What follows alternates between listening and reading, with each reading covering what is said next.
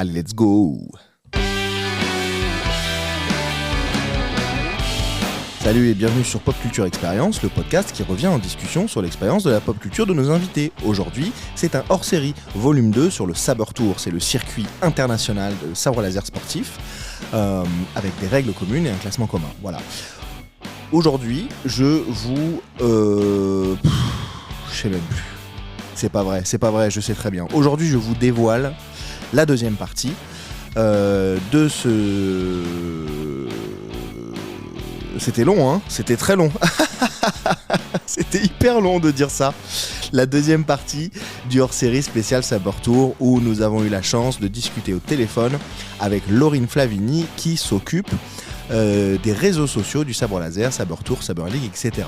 J'ai même pas rappelé qui j'étais. Je suis toujours Adrien Coche. J'ai toujours créé la Saber League, la première école de combat au sabre laser de France, en 2015. Et je vous amène toujours des invités de plus en plus cool.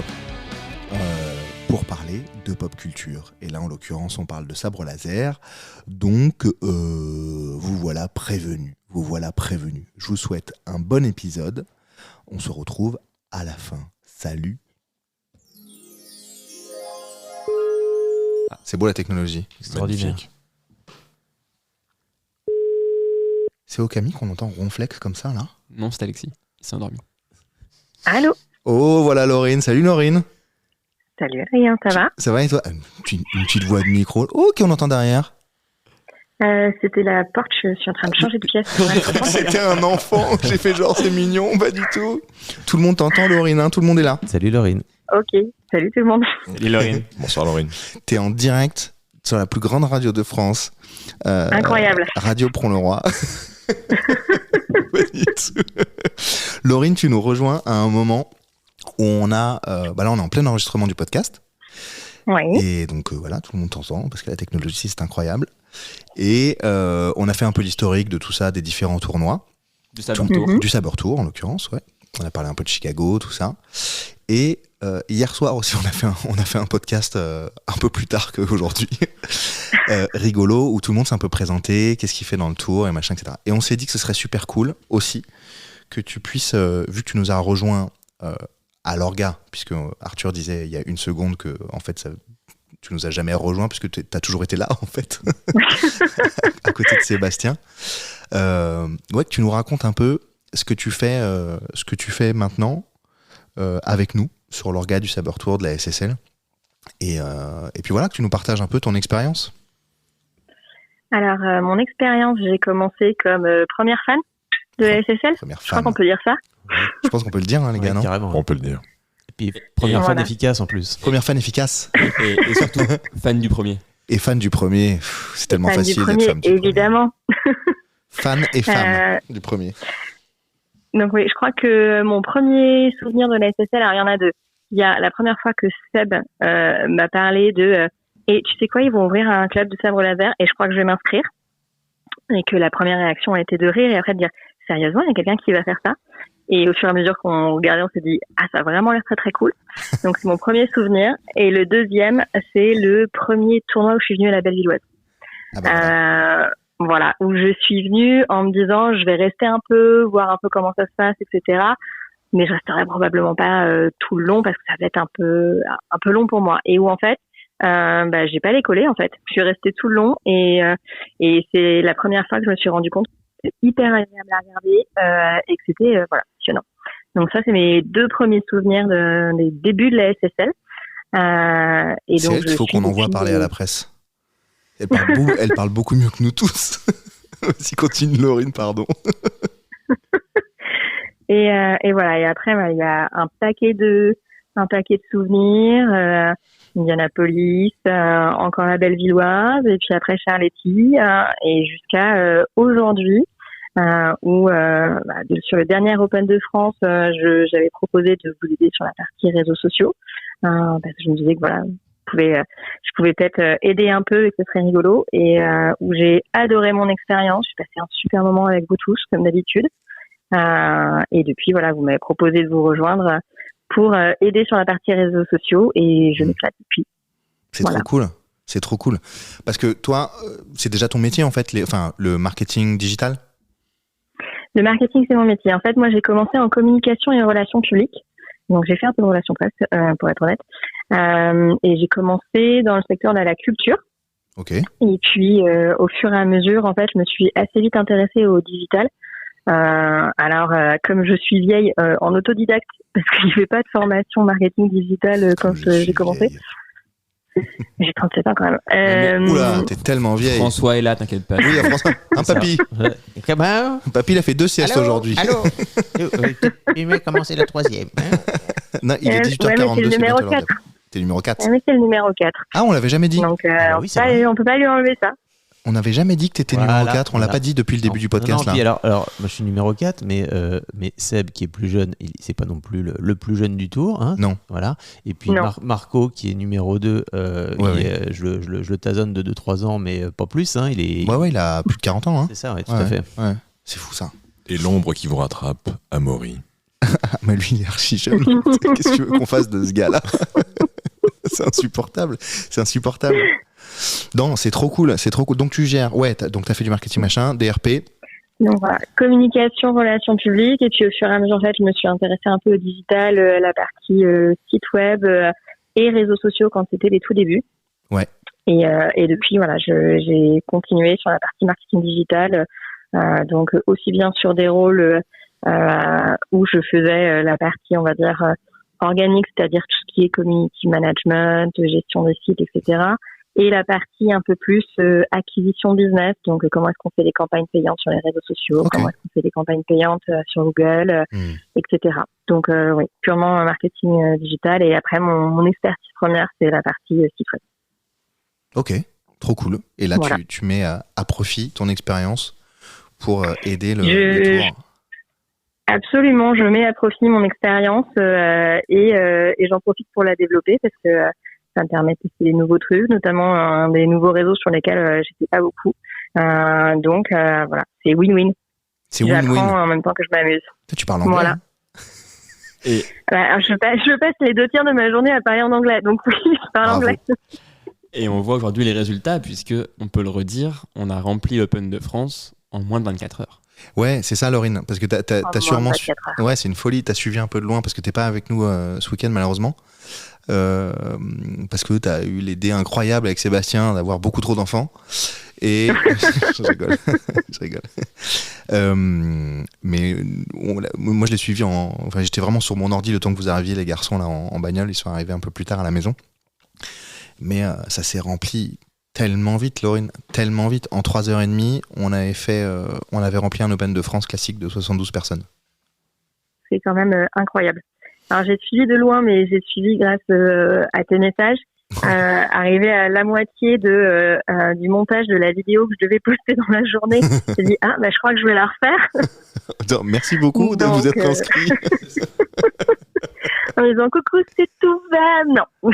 C'est tout, ça y est, c'est Voilà, tout. merci. Mais tu sais, c'est ouf, Laurine, parce qu'en effet, j'avais pensé à renvoyer un mail à toute la base de données pour dire c'est ouvert, mais une fois que la tempête du début serait passée, comme on fait classiquement, parce que d'habitude on remplit en 36, 48 heures, voilà, parfois 72 heures on a fait l'année dernière. Non, l'année dernière c'était moins de 72 heures, mais d'autres années. Donc de manière assez classique, dans le marketing, tu vas repêcher les gens, les machins, etc., qui n'ont pas vu passer l'info, qui étaient au boulot, et ci et ça. Et je m'étais dit aussi évidemment qu'on allait faire une relance le soir sur les réseaux. Ce qu'on a fait quand même parce qu'on n'était pas au bout, mais surtout je n'ai même pas annoncé que la billetterie était ouverte publiquement. Non, on l'a une pas annoncé. story. J'ai fait une story On n'a pas fait 30 minutes avant, une je crois. story seulement. Oui, 1 heure. Ouais. C'est Une ça, heure avant. 1 heure avant. Non, 20 minutes avant. Bon, La dernière, non, mais plusieurs dizaines de minutes avant, je l'ai- entre 20 et 1 heure. j'ai cherché la story de l'ouverture pour la partager. Ouais. Je me suis dit, mais Non. il n'y en a pas en fait. Non, il n'y en a pas. il y en avait pas. On n'a pas annoncé l'ouverture. Non, on n'a pas annoncé l'ouverture. J'ai juste annoncé. Ouais, c'est juste en story. Ouais, mais en story, On a- je disais, ça va bientôt ouvrir. J'ai pas dit, c'est ouvert. Non, t'as juste dit effectivement, Mais ça va j'avais mis bientôt le lien. ouvrir, tenez-vous prêts, et c'est tout. Et j'avais mis le lien d'inscription. Fun fact, je me suis trompé de billetterie la veille. Du coup, j'ai dû reparamétrer toute la billetterie la veille du truc. C'était insupportable. Laurine, t'as combien de temps là ? Oui. Je pense que j'ai encore une vingtaine de minutes devant moi. Génial. Alors, est-ce que moi j'ai une question à lui poser. Si après vous avez, si chacun a un truc à demander à Laurine, genre si elle a 500 balles ou un truc comme ça. Bon. Et un Mars. Et c'est bien déjà. Blague de vieux, t'es tellement vieille. Et ça repart. J'ai prévenu. Hein. T'as quel âge, François ? J'ai prévenu. 45. Putain de merde. Donc c'est toi le plus vieux en fait du Saber Tour. Bah, je pense, à moins peut-être. Du Saber Tour, je suis pas sûr. Non, je pense que peut-être. Je sais Non ? Je pense que notamment du à top Rennes, 20. je pense qu'à Rennes, on en a À Rennes ? qui sont plus vieux. Que 45 ? Ouais, Qui ça ? Benoît ? Ah, peut-être bien. pense. À mon avis, chez nous, on en a aussi qui sont classés au Saber Tour. Bon, en tout cas. Du top 16, c'est certain. Du top 16, c'est certain. Du top 20, il y a moyen. Bon, peu importe. Donc toi, de 45. Arthur ? Moi, j'ai 27 ans. 10 de moins que Laurine. Incroyable. Comment tu t'appelles, toi ? Je déconne. Alexis ? J'ai 31 ans. 31 ans. Et moi, j'ai 37.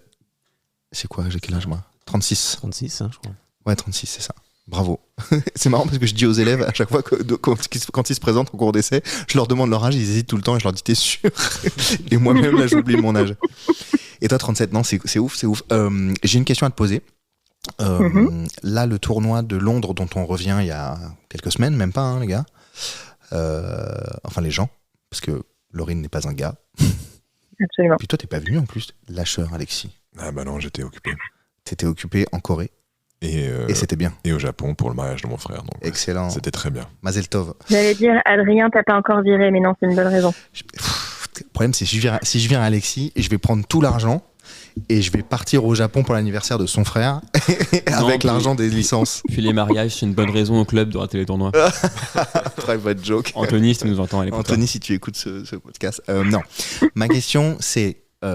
t'as été évidemment... En fait, ce qu'on peut dire, c'est que t'as été de toutes les batailles, en fait. De tous les tournois, de tous les machins. Tu t'es traîné avec Seb. J'en ai pas loupé beaucoup. T'en as pas loupé beaucoup.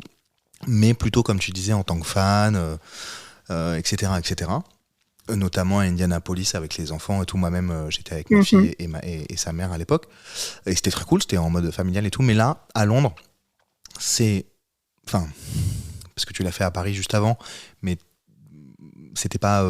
tu nous avais pas rejoint officiellement, mais ça fait plusieurs années que tu me demandais si j'avais besoin d'aide pour les réseaux, les machins, etc. Parce que visiblement, tu voulais le faire. Et je sais pas, je l'avais pas, tu sais, je regarde des gars en dessin, je l'avais pas considéré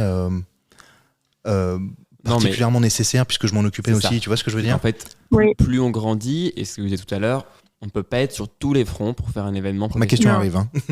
Et donc effectivement, à un moment, c'est devenu parfaitement légitime de se dire, mais est-ce que je peux pas me concentrer sur autre chose, laisser cette partie-là quelqu'un qui la fera mieux et plus de temps que moi, Et d'autant plus du quelqu'un moins qui est avec volontaire plus de temps, donc de le faire. peut-être mieux, Mm. et laisser aussi les gens la chance de s'investir, parce qu'en fait, c'est ça aussi la force de ce qu'on fait, c'est que on laisse s'investir les gens qui le souhaitent et qui ont envie de le faire. Et qui ont les Et compétences. pour de la le faire. blague, pour la première fois où je te l'ai proposé, c'est parce que j'avais moi-même suivi l'Open de France, donc pas celui de l'année dernière, mais celui de l'année d'avant, Ouais. où j'étais uniquement passée sur les phases de poule parce que j'avais un anniversaire à Ouais, je me Amsterdam, rappelle donc très je suis bien. partie prendre le Je me train rappelle après. très bien. Et en fait, tout le long du trajet, j'ai suivi la compète sur Instagram avec les stories et les directs. Et je me souviens de la frustration parce que je crois que c'est le téléphone d'Alexis qui surchauffait et qui du coup coupait au milieu des combats. Peut-être. Ouais, c'est possible. Voilà. Et c'est de cette frustration-là où je me suis dit, mais en fait, je voyais qu'on était quelques-uns à se connecter au direct. Et je me disais, mais ce serait quand même tellement bien si on pouvait le suivre complètement, la compète, comme si on y était. Ça donnerait tellement envie d'y aller après. Et c'est la première fois que je t'ai proposé de t'aider. Ouais, c'est ça. Et l'année dernière, j'ai cédé. Oui, Exactement. ça n'a pas pris trop de temps à céder. Non. Non. pas du tout. J'ai pas pris trop de temps à céder. Non, c'est juste qu'avant, je considérais peut-être moins le sujet puisque je le gérais moi-même et tout et machin et truc. Et en fait, ça s'est représenté et c'était très très cool. T'as un rendez-vous, Arthur ? T'arrêtes pas de regarder ta montre. C'est parce que c'est une montre connectée. Voilà ma question. Après tant de divagation. hormis l'Open de France que tu as fait l'année dernière, vraiment 100% réseaux sociaux, mais en ayant pris le pas cette fois-ci, là, sur tout ce que je viens de dire, avant de rejoindre l'équipe administrativement, si je puis dire, enfin, ou voilà, dans le groupe vraiment, ton premier tournoi que tu fais, où t'es 100% dans l'équipe, 100% dans le truc, venu pour ça et tout, enfin, pour ça, évidemment, avec Seb et tout, mais tous ensemble, c'était Londres. Oui. Comment t'as vécu ça ? C'est quoi ton retour sur l'expérience de ce premier truc officiel, si je puis dire ? Alors, la première chose, j'étais contente d'avoir fait l'Open de France avant. Comme ça, quand je suis allée à Londres, j'avais déjà un petit peu plus d'idées en tête de ce que je pouvais faire, comment, sur quel timing. Ouais. Parce que, voilà, d'être un poil plus préparé pour pouvoir faire aussi quelque chose de un peu plus qualitatif. Ah ouais, parce que l'Open de France, vraiment, je t'ai lâché dans le truc et tu me disais, c'est bien. Je te disais, je veux pas le savoir, en fait, fais-le. C'est ça, c'était l'impro totale, l'Open de France. On est bien sorti, hein, mais Bien sûr. c'était l'impro totale. Et j'aime bien faire toujours mieux si possible. Donc Londres, j'avais eu le temps de réfléchir un petit peu quand même. Après, je suis encore en apprentissage, clairement, je suis encore un peu naïve sur le timing. Donc je pense que pour la prochaine, je serai encore mieux préparée. Mais le truc, c'est que j'ai retrouvé exactement ce que je t'ai expliqué sur la première fois à la Bellevilloise. C'est-à-dire que c'est pareil, je savais que ça allait être sur toute la journée. Les phases de poule, parfois, ça peut être un petit peu long quand on combat pas. Ça peut être carrément long. Donc j'étais partie du principe que j'allais faire les premières stories, annoncer que c'était lancé, etc. Et puis peut-être sortir, aller me balader, faire quelque chose et revenir un peu avant les week-ends. Ouais. Et en fait, il s'est passé exactement la même faille spatio-temporelle qui fait que j'ai commencé à regarder, je suis restée dedans complètement et au bout d'un moment j'ai regardé ma montre et j'ai fait ah oui tiens il est midi, bah en fait je vais pas bouger parce que j'étais vraiment complètement dedans, c'était hyper agréable. Déjà les gens étaient vraiment au taquet, j'ai trouvé que dès les poules on a senti qu'il y avait un investissement, une motivation, les gens étaient là pour y aller quoi, pour sortir haut dans le classement. Donc c'était très chouette à regarder. Et puis il y a une super ambiance en permanence entre les combattants ou même dans l'orga. Donc sur Londres, ce que j'ai apprécié, c'est que je me suis sentie encore vraiment cette fois-ci complètement dans l'orga. Pas venue pour filer un coup de main, mais partie du truc. C'était un cap de plus et j'en suis vraiment contente. J'ai une petite redescente le lundi matin quand il a fallu que je me reconnecte au boulot. Mais par contre, super contente d'avoir fait ça avec vous en étant pleinement partie de l'équipe cette fois-ci. Et voilà, j'espère bien que c'est effectivement le premier de plein d'autres. Tu as toujours fait partie de la famille, désormais tu fais partie de l'équipe. C'est beau ou pas ? C'est beau. C'est beau. Magnifique. Les garçons, est-ce que vous avez une question pour Laurine ? Ouais. Arthur. C'est quoi ton meilleur souvenir ? De quoi elle est faite ta baguette magique ? Ça fait partie du podcast. Oui, mais ça je le sais déjà. De noisetier et de plumes de phénix. Ok, carrément. Voilà, c'est carrément. Ok, merci Laurine voilà, pour ça. La question c'est ton meilleur souvenir autour du sabre laser. Est-ce que tu saurais dire ce que c'est ? C'est quand mon mari il gagne. Et comme il gagne tout le temps, C'est pas un c'est tout le temps souvenir, mes souvenirs les meilleurs. Ça c'est le quotidien. Désolé. Pardon, vas-y, repose ta question. Du coup voilà. Non, c'est bon. Non, je pense que la question elle l'a comprise. Non, Elle m'écoute. Évidemment que je t'écoute. Mon meilleur souvenir. Alors, je réfléchis. Je pense qu'il y en a. Je pense qu'il y en a deux. Le premier, alors même si c'était pas le tournoi avec la meilleure ambiance, mais le premier meilleur souvenir, c'est Indianapolis. Mais plutôt pour tout ce qui s'est passé au-delà du tournoi en fait. Complètement. C'est-à-dire les moments partagés avec les gens, les discussions, le fait de sentir effectivement, il y avait encore ce côté vraiment. Déjà, on sentait le côté très en famille, entre potes. On est tous là pour s'amuser. Et même si le tournoi en lui-même a été compliqué en termes d'ambiance, ce qui s'est passé avant, après, la possibilité pour la première fois de pas juste être sur le côté à regarder, mais d'avoir des vrais échanges avec tout le monde. Ouais. Et je pense notamment par exemple avec Mikey, c'était la première fois que j'avais une vraie discussion avec Mikey. Enfin, donc C'est souvent ça, des c'était grands un moments. super souvenir. Voilà, c'était un super souvenir. Le deuxième, alors vous l'avez pas vu, mais le deuxième, c'est pas tant un souvenir SSL que sabre laser, qui est la tête de nos proches quand, pour notre mariage, au moment de la première danse, on est arrivés tous les deux avec chacun un sabre à la Mais main. je pouvais pas le croire, Et que- ils sont insupportables. Voilà, au lieu de faire une danse, on a fait un mini combat chorégraphié de sabre laser. Alors je peux vous dire que en robe de mariée et en talons, c'est pas simple. On va bien le croire. Mais franchement, c'était un super moment parce que rien que la tête de nos proches et tout le monde a rigolé, ce qui était absolument le but. C'est un super souvenir. Voilà. Et pourquoi on n'était pas invités, nous? On se connaissait pas encore assez, je pense. Ah bon, c'est une bonne raison alors. Ça va. Voilà. Je trouve que c'est une bonne raison. Quand est-ce que vous vous êtes mariés? On s'est mariés en 2017. Ah ouais, on se connaissait vraiment pas du tout. Et, Pas et du tout, du la tout. cité de la mode, Seb n'est pas là. Oui, il est pas parce qu'ils sont en voyage de noces. je crois. Ouais, complètement. Voilà. Ouais, non, pas du tout. Ouais, c'est vrai. On s'est mariés et alors par contre c'était au moment où il y avait le lancement des bières avec la brasserie de Lettres. Oh, oui, non, ça date un peu. Bah, c'est ça, ouais, 2017, ouais, ça. C'est ça. Parce Ouais, que c'est ouf. parce que je me demande si c'est pas toi qui nous a mis en relation pour qu'on puisse avoir en avant-première une partie de bière à notre mariage. Et c'était le cas? Alors c'était pas les bières SSL, mais c'était les premières bières brasserie de Lettres aussi.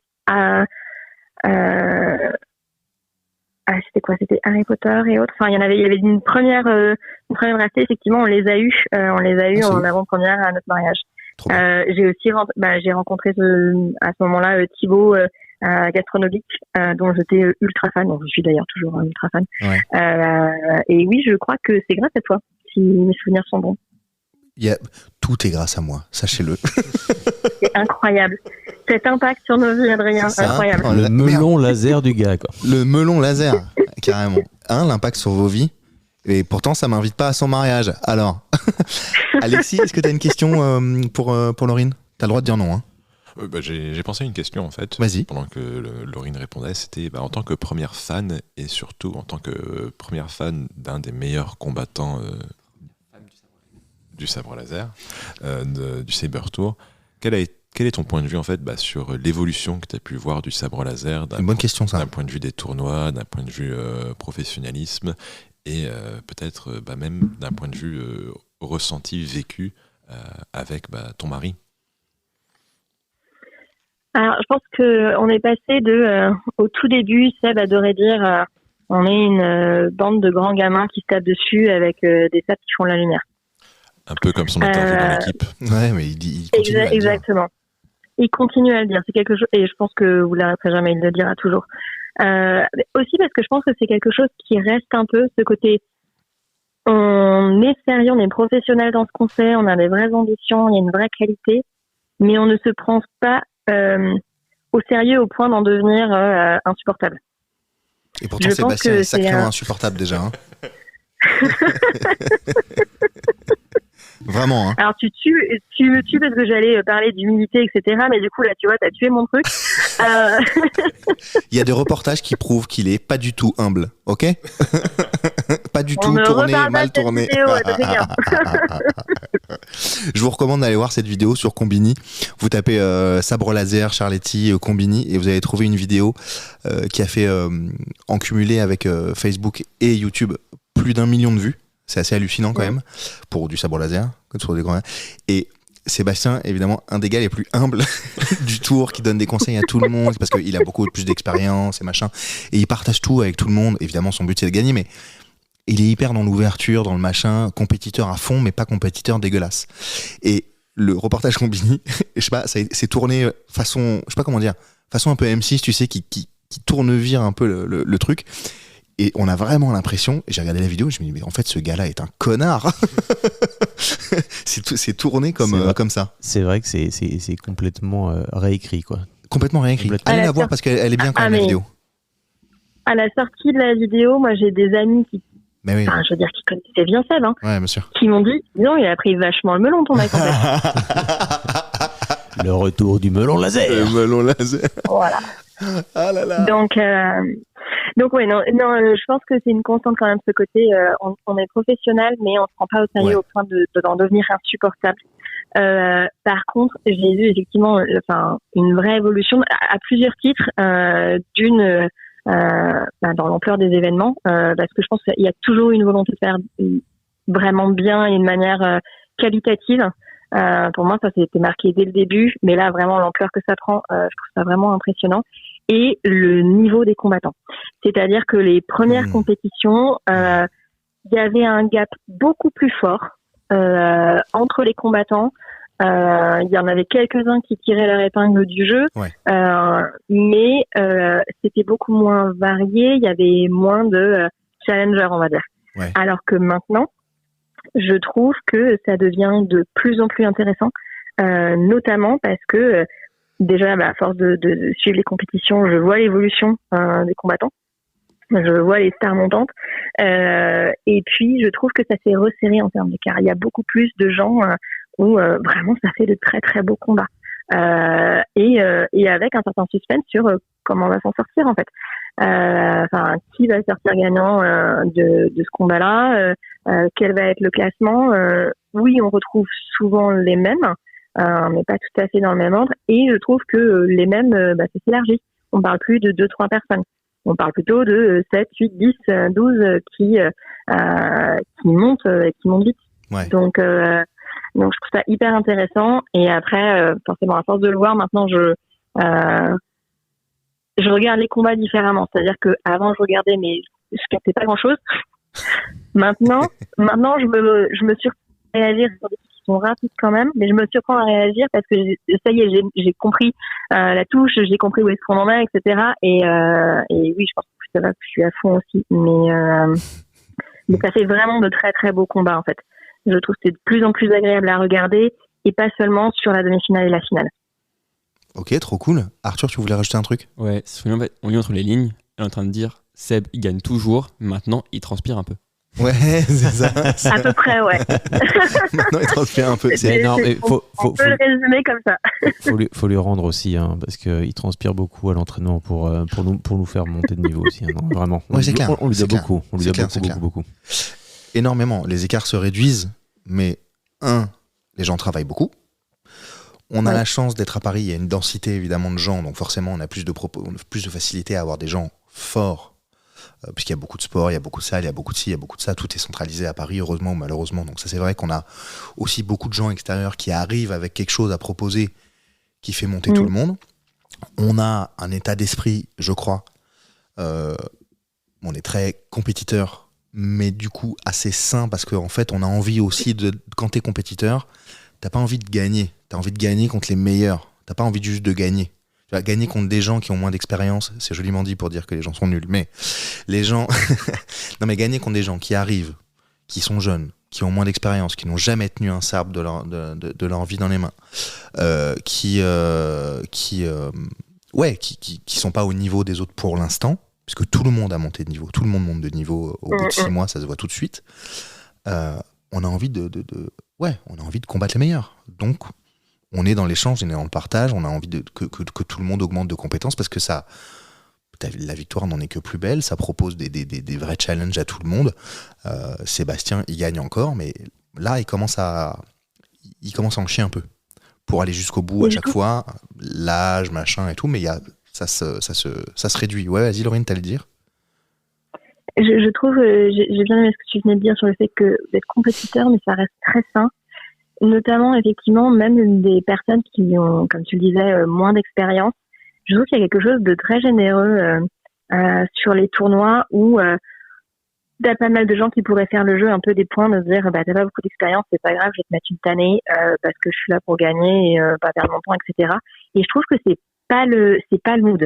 Le mood, c'est oui, évidemment, vous n'avez pas trop de doute sur qui va sortir vainqueur du combat, mais il y a une vraie envie de pas décourager ceux qui sont en train d'apprendre et de monter. Exactement ça. Donc pour moi, il y a une générosité là-dedans qui est hyper agréable, et c'est peut-être ça aussi qui fait que c'est aussi sain. Franchement, j'aurais pas dit mieux. Il te reste combien de temps, Laurine ? J'entends mes enfants en bas, donc je pense à peu près 5 minutes. Ok. François, est-ce que tu as un truc à dire, une question à poser à Laurine? Ouais, mais justement, les enfants sont assez à propos parce que Ok, nickel. on parle de ton investissement, Laurine, depuis le début en tant que fan et puis maintenant en tant que gestionnaire des réseaux sociaux, mais c'est quand même aussi, j'imagine, un truc de famille. Et en dehors du show, de la chorégraphie de votre mariage avec Sèbre, est-ce que toi, à force de voir tous ces combats, ça te donne pas envie d'y aller? Et les bouts de chou, est-ce que... moi, je les ai aperçus rapidement, notamment à Rennes. Ils étaient à fond pendant toute la compète, c'était dingue. Mais est-ce que eux aussi, derrière, il n'y a pas une envie? Alors, ils sont encore un peu jeunes pour l'instant, mais... de monter de rentrer dans l'arène aussi. Sébastien n'est jamais aussi fort que devant sa famille. C'est très vrai. Non, mais c'est très vrai. Il est intouchable quand vous êtes là. C'est très, très vrai. C'est très, très vrai. Ouais. Oui, c'est possible. J'avais pas remarqué, mais c'est possible. Alors, bon, pour moi, je peux répondre assez vite. Moi, j'ai des scrims artistiques. Jamais les scrims sportifs. Et je dois avouer, je suis pas hyper compétitive. À part la compétition contre moi-même, je suis pas très compétitive. Donc du coup, je me suis pas particulièrement mise. Faut avouer aussi que en vivant avec Seb, repartir depuis le début, c'est pas forcément simple. Mais oui, je pense que c'est pas forcément là où j'exprime le mieux la compète. Quant aux enfants, par contre, les enfants, je pense qu'ils attendent qu'une chose, c'est de pouvoir y aller. Voilà. Non, mais clairement, ils sont à fond, ils ont envie de faire des combats avec papa. Aller le voir à Rennes, ils étaient fous. Trop bien. Limite, genre, il aurait fallu que j'y aille plus tôt. Ouais. Ils étaient vraiment, vraiment à fond. Et même là, en fait, à Londres, j'ai reçu une photo de ma mère après la finale, où en fait, ils sont à la table du dîner, il y a une tablette avec Instagram en fond, où ils regardent leur père, en fait, sur la fin des combats, sur le podium, et ils sont là, ouais, super papa, etc. Alors, ils ont reconnu Arthur en plus, ici. Donc oui, les enfants, ils sont à fond, et je pense qu'ils voudront s'y mettre. Émilie va commencer ses premières séances d'initiation à l'escrime, là, la semaine prochaine. C'est bon, ça? Trop bien. Canon. Génial. Donc oui, je n'ai pas trop de doute sur le fait que ça va suivre les traces dès qu'ils vont pouvoir. Dans 10 ans, on aura en finale Bérard père contre Bérard fille. Dans 10 ans? Ça va être terrible. Est-ce qu'il va durer 10 ans encore? Écoute, non. Faut parler dans la sucette, monsieur. Il peut, hein. Moi, je vais pas l'enterrer. Hein. Je vois François à côté. Moi, j'ai un peu d'avance, mais c'est un peu l'histoire. Hein, dans 2 ans, j'en ai 47, donc mais ça sera dans 10 pour.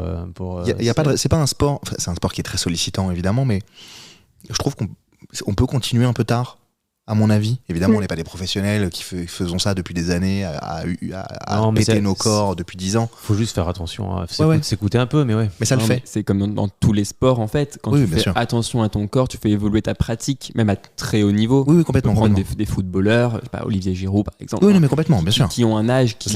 Ibrahimovic, tout ça, bien sûr. Qui ont des âges qui sont, entre guillemets, hors normes pour la performance, mais qui, en faisant attention à leur corps, en faisant évoluer leur pratique au quotidien, restent ultra performants. Et je ne doute pas que Sébastien ait cette capacité-là. Il l'a prouvé depuis qu'il a commencé chez nous, de toute façon, de faire évoluer sa pratique avec les règles, avec le format, pour rester au top, quoi qu'il en soit. Mon pote, en plus, l'année dernière, il perd en quart de finale contre Marco. Il n'y a pas de jugement de valeur, surtout de ma part. Il avait forcé un peu en termes de corps. Et là, il s'est dit, parce que c'est facile de se reposer sur ses lauriers quand t'as tout gagné, plusieurs fois, de très loin, avec pas trop de sueur, hors entraînement évidemment, parce que work hard mais play harder, mais parce que work hard d'abord. J'ai un super accent anglais, non? Et là, il s'est dit, parce que tu parles d'adaptabilité, faire confiance, écouter son corps, machin, etc. Et bon, je le crois pas, mais c'est ce qu'on s'était dit... dans 1 an, etc., il va vouloir revenir, etc., taper Marco. C'est Marco qui l'a battu. Le gars s'est remis à courir, en fait. Il s'est remis en condition, il s'est remis à courir. Nanana. Il s'est remis au niveau. Et bim, bam, boum, champion du UK Open, quoi. Le gars, alors que plus âgé, avec donc plus de fatigue et que machin, etc. Il est revenu. Je sais pas, les jours où on l'a revu arriver après les vacances et machin, il était fité, le gars. Il a pas pris 14 000 kilos quand il a perdu, d'accord? Il en a pris pas beaucoup. En fait, il est pas vraiment gros, donc dès que tu prends un tout petit peu de poids, ça se voit immédiatement. Que moi, j'ai de l'avance, donc quand j'en prends, ça se voit plus. Ça se voit plus, c'est caché derrière. Non, mais c'est ouf quand on parle d'adaptabilité, de faire confiance à son corps, écouter son corps, l'entretenir, etc., etc. C'est pour ça que je dis ça, évidemment. Oui, mais puis d'avoir des objectifs, ça porte. Hein. Moi, je sais que j'ai une injonction de mon fils de tenir au moins jusqu'à sa première année en adulte. Il a quel âge là? Il a 14. Bah donc tu sais qu'on un an et demi, je pense que c'est bon. Hein, donc. Ouais, non, mais c'est vrai. Mais tu sais qu'on a fait une dérogation là. Laurine, tu dois y aller ou pas? Non, pour l'instant, c'est bon. C'est bon. On a là à Londres. On a checké tout ça avec les assurances, les parents, etc. On a un gars comment on appelle ça? Qu'on a... Inscrit? Ouais, non, mais tu sais, quand t'es en jeune et que t'es tellement grand... Surclassé, voilà. On a surclassé un gars de 14 ans qui fait 2 mètres de haut, tu vois, et balèze et tout, et c'était vachement bien. Et donc, en fait, ça peut très bien être le cas plus tôt. C'est vraiment une histoire de gabarit. C'est vraiment une histoire de gabarit, bien entendu. C'est le cas dans toutes les équipes jeunes, au rugby. Moi, quand j'étais tout petit... Quand j'étais dans les équipes jeunes de rugby, non pas que j'étais très fort, mais j'étais tout de suite beaucoup plus carré que les autres. Donc dans les équipes d'enfants, attention, j'ai été très vite surclassé dans 1 ou 2 ans de plus parce que j'étais plus balèze que les autres physiquement. Après ça se rattrape très vite au rugby, mais ça se fait beaucoup. Et là, il s'est inscrit pour l'Open de France d'ailleurs. Donc ça, c'est cool, très très cool. Trop bien. Est-ce que tu as des questions pour nous, Laurine? Est-ce que tu veux nous poser des questions? Ouais, moi j'en ai une pour vous. Cool. Qui est dans 10 ans, vous voulez en être arrivé où? C'est quoi l'objectif que vous êtes fixé un peu? Marrant ça. Je propose qu'Adrien réponde en dernier. T'es un bâtard. Bah vas-y, Alexis, tu veux commencer? Par le doyen. On commence par le doyen? Ok, vas-y. François. Alors, moi, dans 10 ans, ce que j'aimerais, c'est que... J'ai 10 ans. déjà, ce que j'aimerais, c'est d'être déjà encore en condition... Numéro 4 du Saber Tour. Évidemment. Non, mais déjà, d'être encore en condition physique pour kiffer sur la piste. Ce serait trop bien. Ça vraiment le feu, ça. C'est mon objectif, quitte à y aller en fauteuil roulant. Mais j'irai. C'est l'heure de l'apéro, François. Il est 19h13. Ouais, d'ailleurs, je commence à être fébrile, là. C'est ce que je vois. Non, après sur le côté sport, je pense que c'est un peu l'objectif qu'on a tous, mais je laisserai chacun développer à sa manière. Mais il y a une ambition. Cette question, elle est parfaite pour la transition qu'on va faire après quand Laurine va s'en aller. C'est absolument parfait. Voilà. Il y a une ambition. Laurine est parfaite. Tu veux épouser Laurine, non? Alors attention, si vous faites un deuxième mariage et que je suis pas invité, t'es viré. Hein. Et moi aussi, non? Que elle? Toi, non. Ouais. Non, que Laurine. C'est pas le bon bouton. Il est toujours aussi nul sur les boutons. Qu'est-ce qu'on voulait faire comme bouton? Je sais pas. Le bouton rose en bas. Voilà, ça fait peur ça. Pardon Lorraine, j'aurais pas dû. C'est la chronique de François Ducroet. Bienvenue sur Teva. La François Duchronique. La François Duchronique. Pas mal. François, on t'écoute. Ouais. Non, s'il y a un mot, c'est professionnel. En fait, de réussir à générer une activité suffisante pour attirer des sponsors et pouvoir s'y investir encore plus, en fait. C'est ça. Parce que comme disait Arthur, et me l'a rappelé plusieurs fois. Géographie, c'est ça qu'il disait. Géographie, beaucoup, et salsifie, mais pas les deux en même temps. Il faut que chacun son sujet pour qu'on puisse avancer. Non, voilà, on peut pas être performant en s'occupant de tout à la fois, donc de pouvoir faire en sorte que ce soit autofinancé et même plus pour pouvoir s'investir à fond dedans et faire progresser la pratique et élargir surtout le Saber Tour, parce que il risque d'avoir une taille critique. Mettons que ça se développe outre-Atlantique, et il va y avoir la question des trajets et de la logistique pour les combattants qui va être un vrai sujet, donc ça passe par du pognon. Malheureusement ou heureusement, mais c'est comme ça. Ouais, complètement. Arthur, tu veux... Moi, je vais rebondir, c'est dans la continuité de ce que peut dire François. Parlez dans la sucette, monsieur. Pardon. j'espère fortement, mais je suis convaincu que ça va continuer à se développer et à grandir. Et pour moi, l'objectif dans 10 ans, en fait, c'est que le Saber Tour soit autosuffisant. Aujourd'hui, on le porte en fait énormément au quotidien, dans toutes nos activités. On est le fer de lance du sujet, et c'est nécessaire. Mais moi, j'ai l'espoir dans 10 ans, en fait, que on continue à développer le Saber Tour, à développer tous les sujets. J'ai un trou dans mon jogging. Qui sont autour. Oh là là. Mais c'est vrai, un trou dans mon jogging. Mais qu'on soit devenu autosuffisant, notamment sur la gestion sportive. Aujourd'hui, moi, ça me mobilise quand même un peu de temps. Bon, fort heureusement, entre guillemets, de moins en moins, parce qu'on est de plus en plus efficace sur le sujet. On s'outille beaucoup. Et donc, voilà, c'est de moins en moins long. Mais en fait, aujourd'hui, un tournoi du Saber Tour, que ce soit un major, un challenger, sans me jeter trop de fleurs, si je suis pas là, c'est plus compliqué à faire. C'est clair. Et moi, dans 10 ans, j'ai l'espoir qu'en fait, ce rôle-là ne repose plus que sur moi, mais repose sur un ensemble de personnes qui soient capables de porter entre guillemets cette bonne parole et cette compétence-là en France, en Europe, dans le monde, pour que on développe au final quelque chose qui nous dépasse encore plus que ça ne l'est aujourd'hui. Belle réponse. Alex, tu veux répondre ? Tout à fait. J'espère qu'on va avoir encore plus de fric, que je peux gérer encore plus d'argent pour le dépenser encore mieux. Et la vérité, c'est que c'est ça. C'est que je rebondis sur ce qu'a dit François. Décidément, tout le monde rebondit sur François là ce soir. Moi, j'aime beaucoup, c'est mon anniversaire. Et Nick Fabrice. Private joke encore. C'est bientôt l'heure de l'apéro, François. Tu peux aller préparer le saucisson. Qui est déjà prêt. Il est fort. Non, ce que j'aimerais qu'on devienne au final, c'est que aujourd'hui, ça se voit pas quand on en parle parce que on en est encore au balbutiement, mais le Saber Tour se porte sur 9 ans d'expérience de la SSL. Et 9 ans d'expérience, à la fois c'est immense, mais à la fois c'est assez peu. Complètement. Et dans 10 ans, ça fera 20 ans d'expérience. Et en 20 ans d'expérience... Tu feras en calcul, toi, hein ? Merci. Putain. Ça fera 19 plutôt, mais bon, bref. C'est pour ça que j'ai les chiffres. Non, dans 10 ans, je veux que quand on parle du Saber Tour, ce soit une marque reconnue.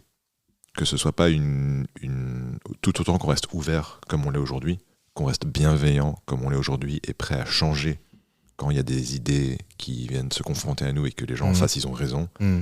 Mais que dans 10 ans, quand les gens disent « Ah, tu fais un tournoi Saber Tour », ça veut dire quelque chose et qu'il n'y a même plus besoin de l'expliquer. C'est beau, hein ? Super beau. C'est beau, ça. J'ai des petits frissons. Ah ouais. Et c'est pas la fatigue. Et c'est pas le manque d'apéro. Non. Également. Non. Et toi, Laurine, dans 10 ans, tu vois ça où, maintenant que tu as rejoint la team ? Alors, c'est compliqué de dire quelque chose après de si belles réponses, en fait. Super, bonne soirée, merci. Allez, ciao. Non, mais... T'es en train d'esquiver ta réponse, Adrien. Non, j'y vais, t'inquiète. T'as le droit de pas vouloir répondre. Non, mais je pense que c'est un super résumé, en fait, de se dire que quand, dans 10 ans, effectivement, vous êtes toujours là, mais plus aussi indispensable. C'est-à-dire que ça vive avec vous, mais pas que par vous. Ouais. Parce que pour moi, c'est un indicateur de succès, en fait. Ça va réussir à fédérer, embarquer tellement de gens que c'est structuré et que ça vit. Et que si vous n'êtes pas là, ça continue. Je trouve que c'est génial d'avoir un legacy comme ça. Et effectivement, ce que vient de dire Alexis sur le Saber Tour, ça veut dire quelque chose qu'on n'a pas besoin d'expliquer. Là encore, ça veut dire que tu es arrivé à un niveau qui n'est plus le même. Moi, effectivement, je rêve de me dire que quand j'explique que à côté de mon boulot, je fais les réseaux pour la SSL ou le Saber Tour, d'avoir des gens qui me disent trop cool, je savais pas, mais j'ai participé à tel tournoi, ou je sais qui c'est, je sais ce qu'ils font, j'ai vu un article ou j'ai vu une vidéo, etc. Ah ouais, bah oui, c'est bon ça. Pour la blague, j'ai déjà un collègue là, donc j'ai partagé à mes collègues les comptes Instagram, parce qu'ils m'ont tous demandé ce que je faisais à Londres, et donc quand je leur ai expliqué, tout le monde m'a demandé les comptes, donc je les ai partagés, et j'ai déjà un collègue qui m'a dit mais attends, il y a des gens sur cette photo, en fait, je les ai déjà croisés en soirée, je sais qui c'est. Donc, comme quoi, Comme quoi, c'est rigolo, c'est un petit monde. Ah, tu vois, doucement, mais sûrement, hein. Ouais. C'est rigolo. Eh ben, je pense qu'on peut prendre une anecdote du tournoi que Sébastien Bérard a gagné. Lequel? Le deuxième Open à Charletti. Ouais. Où, quand nous sommes allés fêter le tournoi le soir même, ouais, complètement. Des personnes sont venues nous aborder, on dit « Vous êtes Sébastien Bérard, le vainqueur de l'Open de France de sabre laser. C'était fou, ça. Je peux avoir votre autographe ?» C'est vrai. Et ça, c'était dingue. C'était extraordinaire. Mais oui, parce qu'en fait, on a eu. Ok. Ouais, bonne soirée. Merci beaucoup. On avait eu vachement de presse cette année-là. Et vraiment beaucoup de presse. Le M6, le C, le machin, etc. C'était assez balèze. Et juste, il l'a vu à la télé, quoi. Donc, il se dit, putain, c'est vous qui avez gagné. C'est trop génial. C'est fou, hein. C'est fou, hein. C'est à moi de répondre? C'est à toi de répondre. Ouais, Oui. à toi de répondre. Où est-ce que je vois le Saber Tour? Ou où est-ce que je nous vois dans 10 ans? C'est ça la question? Ouais, et ton ambition, en fait, où est-ce que tu veux que ça arrive dans 10 ans? Alors, l'ambition, on sait où elle est, mais...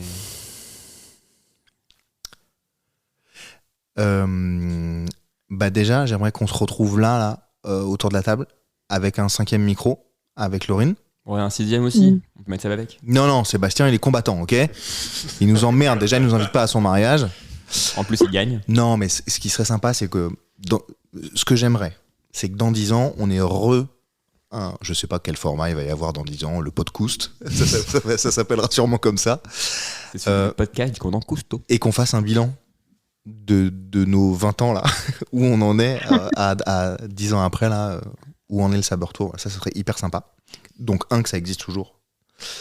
Parce qu'on ne sait pas ce qui peut se passer. Demain, ça peut s'arrêter pour une raison X ou Y. Donc ça, ce serait vraiment bien. Et de la même manière, là, en famille, tu vois. Ensemble, là, tous les 5, évidemment, avec Seb, bien entendu, mais je parle de l'équipe organisatrice, entre guillemets, même si Sébastien est de toute façon bien plus impliqué qu'un simple combattant. Bien plus, évidemment. Ça me ferait bien du plaisir, ça. C'est une ambition que j'aime bien. Parce que ça veut dire qu'on a réussi à faire à peu près ce qu'on a voulu faire, que ça existe toujours, que la marque, sans parler d'argent particulièrement, est puissante dans tout ce qu'on vient d'évoquer en termes de médias, de reconnaissance, de machin, que ça roule et que ça tourne. Ça, c'est cool. J'en parle souvent avec François, parce que nous, tous les deux, on est en freelance, etc. Donc on a plus de possibilités de se parler tout le temps, vu que vous êtes au bureau tous les deux là. Même si on se parle beaucoup tous. Laurine aussi. Et Laurine aussi, mais on en a parlé pas mal avec François ces derniers temps. Mais on en a déjà parlé tous les trois, Alexis et Arthur. Et je vous avais déjà proposé des trucs et des machins, mais ça se concrétise pas parce que c'est pas le moment. C'est qu'on puisse être payé pour ça. Non pas pour être payé. Évidemment, si on peut gagner de l'argent et faire notre vie, machin, etc., être décent, même avoir une vie cool, grâce à ça, c'est chambé, mais ça veut dire que on voit bien qu'on adore faire ça. On fera peut-être pas ça toute notre vie, d'accord? Chacun aime aussi un peu son métier, sauf Alexis, peut-être pas en ce moment le métier là, mais on n'en parle pas là, non, je parle sur le podcast, mais pouvoir se retrouver comme ça régulièrement, sans stress de dire faut que je retourne au boulot, nanani, nanana, que le boulot c'est ça. Et donc c'est pas du boulot. C'est un kiff total parce qu'en fait on fait des débilleries avec un sable qui s'allume. Et je dis des débilleries parce qu'on se prend pas au sérieux, mais on le fait extrêmement sérieusement. Et à la différence de tous les autres clubs, et c'est pas un jugement de valeur, c'est juste que nous on a décidé de faire ça. À la différence de tous les autres clubs de sabre laser qu'on a rencontrés, tous, sans exception, on a décidé de le faire professionnellement. Je dis pas qu'on est plus professionnel et que les autres sont moins bien, etc. C'est que nous on a décidé de s'impliquer de cette manière-là. Et que c'est vrai, quand on co-organise des tournois, là souvent ça va vite pour les gens. Ils sont un peu attends, faut faire une commission. Non, c'est bon, on a déjà décidé, on est déjà arrivé, les places sont déjà vendues en 3h30. Mais on n'a pas décidé de la date. Si. On le fait comme ça. Les gens pourront trouver ça en écoutant Autain, etc. Mais en fait, c'est pas le cas. On a décidé de mettre nos compétences professionnelles et personnelles au service de ce projet-là parce qu'on le trouve grand, on le voit grand, on l'envisage encore plus grand. Oui, on le veut grand. On le veut grand. On en a envie. Ouais, on en a envie parce qu'on trouve ça cool. Là, au tout début, quand on répondait dans les médias, quand on a lancé l'école en 2015, on disait pourquoi vous avez lancé. On parlait de Seb qui donne toujours la même raison, qui dit qu'on est des zigotos et les machins, etc. Et bah pareil, je dis toujours la même chose aux médias et aux gens. qui me disent pourquoi vous avez lancé ça. Et je dis parce que c'est cool. Ouais. C'est la meilleure raison. Parce que c'est cool, c'est juste cool. C'est trop cool. On est en train de faire ça et machin. Et petit à petit, il y a un peu d'argent qui rentre à droite à gauche. On peut le réinvestir dans une belle organisation. Évidemment, on gagne pas un rond. Tout le monde est bénévole ici, d'accord ? Personne ne gagne d'argent à part les combattants, puisqu'on a mis un peu de cash prize pour mettre un peu de... Comme tu disais, heureusement ou malheureusement, l'argent c'est gageur aussi de professionnalisation. Donc pour que ça se professionnalise un peu, tu payes un peu les vainqueurs. C'est comme ça. Si on veut que ça devienne un métier, un truc, un machin, il faut payer les gens. Donc mon ambition, elle est là aussi. J'aimerais qu'on soit là. Et j'aimerais, ce que je disais là, juste avant ma réponse prend un peu de temps, pardon, mais j'aimerais qu'on ait un bureau en fait de ouf avec des verreries, tu vois, ancien atelier d'artistes et de machin, et qu'on soit là avec des gens qui travaillent. T'as Michel, où est-ce que t'as mis l'angle de la photocopieuse et tout le bordel, tu sais, et qu'on aille se faire un café et qu'on aille sur les quais de Valmy là à Paris se balader en disant bon alors quel tournoi on va organiser aujourd'hui, celui de Singapour ou celui de tu vois faut prendre les billets à telle heure, putain Laurine est encore pas là, qu'est-ce qu'ils foutent avec Seb, enfin, tu vois, ils les ont encore pas invités à leur mariage et tout le bordel. Le mec il lâche pas l'affaire. C'est ça mon ambition, c'est ça mon envie. Je vois ça moi. Ma vision, c'est celle-là. En fait, c'est une vision que j'ai. C'est pas une ambition. Je suis pas un ambitieux. J'aime pas trop ce mot. Je suis un visionnaire. Attention, on va encore dire que t'as le melon. Ouais, j'ai le melon. Tu sais quoi, les couilles. Voilà. Et si les gens pensent que j'ai le melon, tant pis. Et tant mieux, en vrai. C'est pas grave. J'en ai rien à carrer. Ma vision de ce truc-là, c'est qu'on... Si Adrien avait pas un peu d'envie et de vision, on n'en serait pas là. Peut-être pas. Oui, non, c'est pas peut-être, c'est une vérité. Voilà, c'est tous les gens qui peuvent faire ce genre de commentaires-là. Le sabre laser en France, de manière générale, et je parle pas que de la Saber League ou du Saber Tour, sans Adrien Coche. C'est gentil. Je sais pas si on serait sans locaux, le train n'avance pas. Sans locaux et locaux, ça rime avec apéro. N'est pas français qui veut. Mon gars. Pas couché. Non, t'es pas couché. Ma vie. Attends, c'est la dernière soirée du week-end et machin. Je peux te dire que si tu vas te coucher à 22h, tu vas pas te coucher à 22h, ok ? Ne fais pas ton Arthur. Ne fais pas ton Arthur. Et Arthur, de toute façon, même s'il boit que du coca, il se couche en même temps que nous à 2h. Il en a rien à carrer, il a pas du tout besoin, lui. Il est beaucoup plus intelligent que nous. Ma vision, c'est celle-là. C'est qu'on puisse travailler ensemble. Mon grand kiff, et c'était déjà mon kiff quand on était tous les 3, et maintenant on est tous les 4 avec François, et maintenant on est tous les 5 avec Laurine. J'avais déjà cette envie-là, quand on était tous les 3, de se dire, les gars, ce serait pas trop cool que on travaille dessus tous les jours. C'est déjà le cas, en fait, on travaille déjà dessus tous les jours. Oui, mais par rapport à toi... Non, mais moi, c'est pas pareil, parce que moi, j'en ai fait mon métier. Alors, je gagne pas d'argent avec l'assaut, mais j'ai lancé une boutique de vente en ligne de sabre laser, de ci, de ça, etc. C'est ce qui me permet de vivre, et du coup, je suis consacré. Mon métier, c'est le sabre laser. Donc, évidemment, après, il y a des structures, t'es payé, t'es pas payé, t'es machin. C'est pas la phrase la plus classe de l'histoire. Mon métier, c'est le sabre laser. Mon métier, c'est le sabre laser. Arrêtez vos conneries. Ma vision, c'est qu'on puisse travailler tous ensemble, sans se prendre trop la tête, en se disant qu'on gère notre barque, et tous les jours, qu'est-ce qu'on va faire aujourd'hui pour améliorer le règlement. En fait, on a déjà ces discussions tous les jours, beaucoup, c'est très prenant pour tout le monde sur nos boulots, même si moi, mon boulot, c'est le sabre laser. On est hyper investi, on a envie de répondre, on a envie de le faire, juste pas bénévolement, pour que ça puisse ne pas être un souci de vie, qu'on puisse le vivre au quotidien comme ça, quoi. Mais même au-delà de la liberté financière. Bien sûr. Après, c'est capital quand même. Oui, non, mais bien sûr, mais c'est aussi la possibilité de s'y investir encore plus. Bien sûr, voilà, j'allais y venir. C'est surtout ça, c'est une espèce de liberté de penser, ça joue sur la charge mentale. J'ai mon autre boulot, mon autre sujet à côté, c'est un tout en fait. C'est ce que j'essayais de dire que j'ai pas bien réussi, et merci pour la résumance. C'est exactement ça que je voulais dire. Aujourd'hui, on jongle avec les différents sujets de nos quotidiens. C'est ça, exactement. Demain, si on n'a pas à faire ce choix-là, c'est bien. C'est bien, ça change tout. Moi, en fait, j'aimerais que demain, on ait à jongler pour savoir si l'affiche, elle est rose ou elle est bleue. Ouais. Tout le temps, tous les jours, l'affiche de tel ou tel tournoi. Et François, quand est-ce que tu sors le machin, etc. Et qu'on ait que ça à faire. Attends, ça coûte combien ?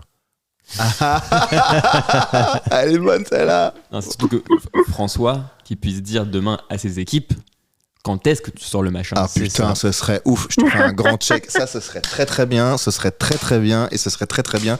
Et je fais un check téléphone. Hop là !